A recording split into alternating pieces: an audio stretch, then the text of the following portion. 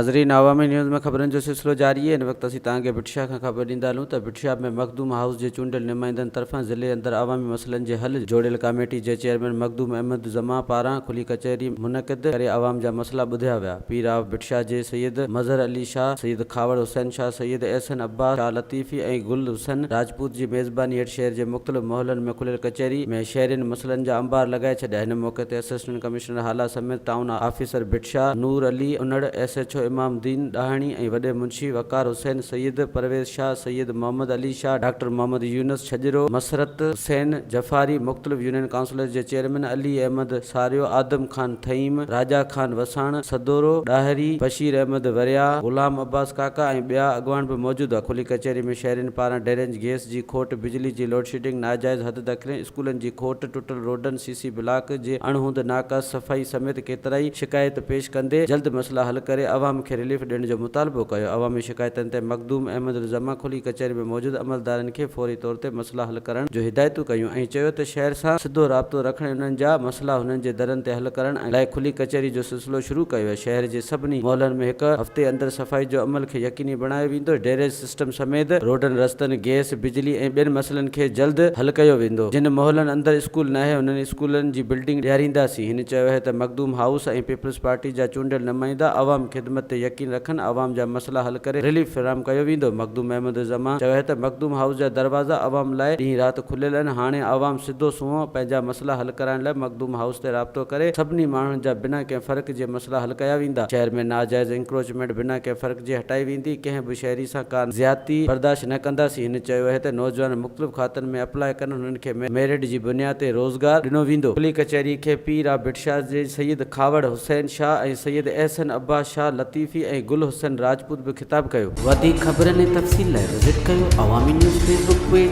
YouTube page ऐं अवामी news website.